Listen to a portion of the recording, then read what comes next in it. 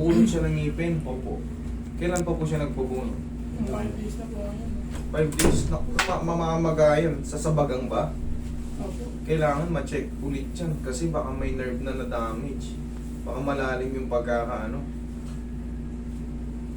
Ibabalik yan po sa ano, sa dentist nyo kasi kailangan masuri yan. Pagka may sugat pa kasi yan, 5 days pa. Ngayon, mamamagayang dito niya kaya hindi niya mainganga. Hindi mo mainganga. Ang gagawin niyan, sir, kailangan masuri muna ng dentist nyo yan. Babalik muna kami. Kung po sabihin niya, i-report nyo yung nangyari kasi pag may gumalaw na ibang ano niyan, isisisi naman niya ngayon sa ibang gumalaw. Kailangan wala mo nang gagalaw, i-report nyo po muna sa kanya. Sabihin mo, Dok, wala naman kaming ibang ginawa, nagpabunod lang anak ko ngayon, hindi na mainganga. Bagang po ba? Bagang.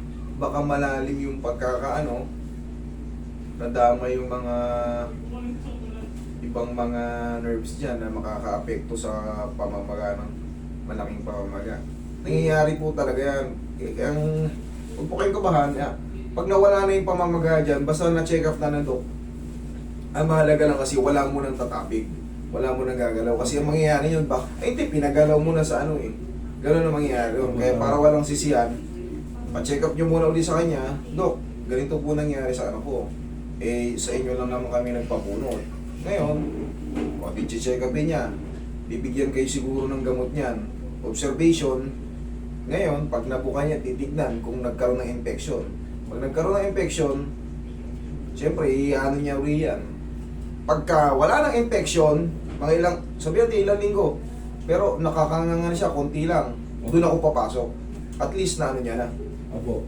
Pagka kaya ko namang i-align yan, pero siyempre, parang may warranty lang din yan eh. Opo. Binagalaw mo na sa iba yung motor mo, ngayon dadali mo rito.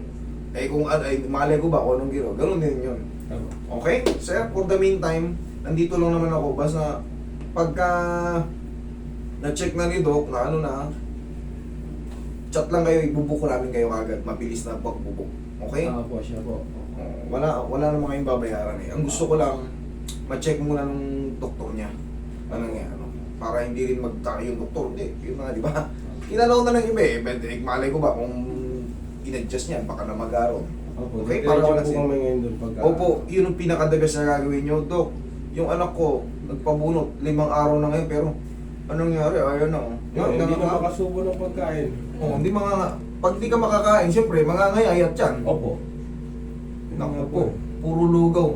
For the meantime, i-plastic nyo yung lugaw. Para i-plastic nyo yung lugaw, putasan nyo yung dulo. Kasi hindi pwedeng bababangin yung system niya pag wala siyang kinakain. Pagiling nyo yan pagiling nyo yung kanin na may kasama na yung manok, pagiling nyo.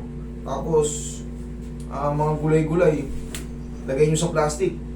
Para ka nagpapakain ng inakay na kalapati kasi hindi pwedeng pabagsak ng katawan niyan, yung mga laman yan. Pag ilang araw hindi kumakain yan, lalo manghihina.